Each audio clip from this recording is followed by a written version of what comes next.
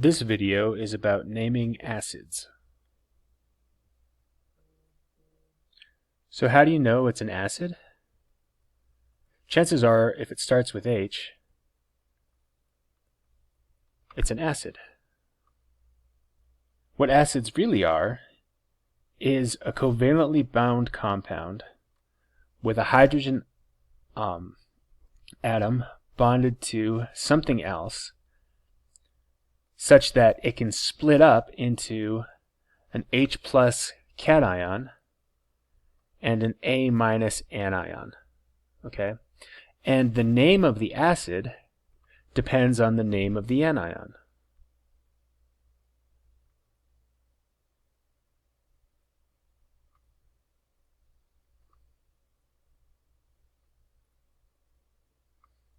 So it's very important to know your anions. Remember, monatomic anions end in IDE. You take the element name, get rid of the ending, and replace it with IDE.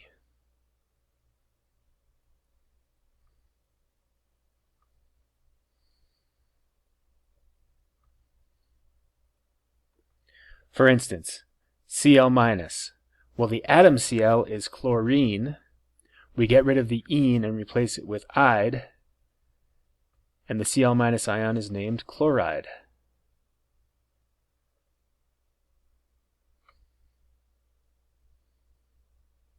Or the S2- ion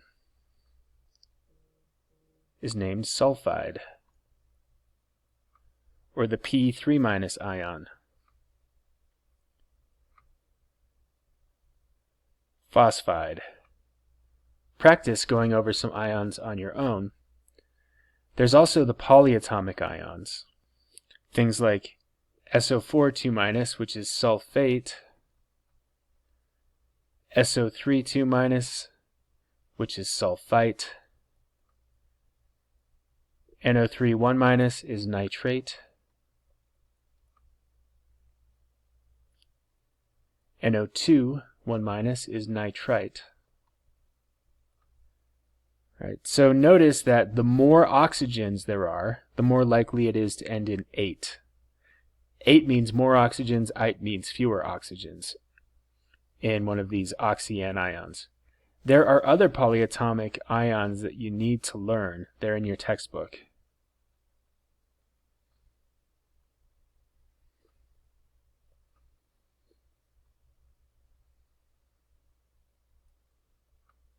You're responsible for all of the ions in Table 2.3. And you'll find these polyatomic ions in Table 2.3 fall into three categories. And those three categories depend on the ending. So some of them end in ide, some of them end in ate, and some of them end in ite. Right? And it is the ending on the anion that determines how you're going to name the acid. So, let's look at some examples. An example of an anion that ends in ide, S2-. So the name of that anion is sulfide. The name of the acid is hydrosulfuric acid. Right? So with ide, we put hydro in front and replace the ending with ic. And they also put the UR here because hydrosulfuric acid sounds silly. For anions that end in ate, for example, SO4 2- is sulfate. And to make a neutral acid out of it, you would make H2SO4 because you add enough protons to neutralize the charge. This one is just called sulfuric acid. Right, so no prefix, and you replace the ending with ic. Right, so ate goes to ic with no prefix. With ite, For instance, SO3 2-, that is sulfite. The formula of the acid, again, there's a -2 charge, so we need to add 2 hydrogen ions. It's H2SO3. And this one is sulfurous acid. So, ite becomes us. Replace the ending with us. Now you try one. Write the formulas and names for the acids made from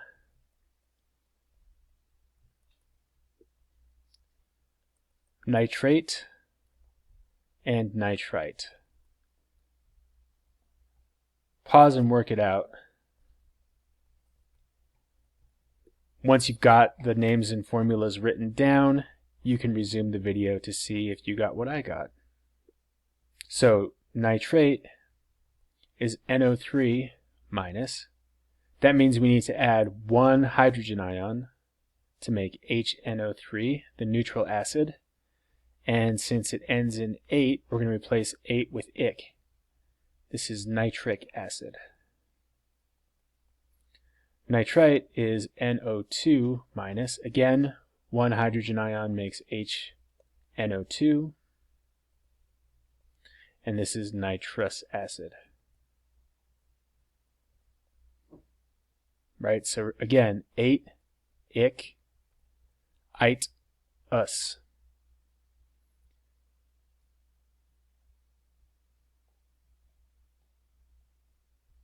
What about the ion Cn-?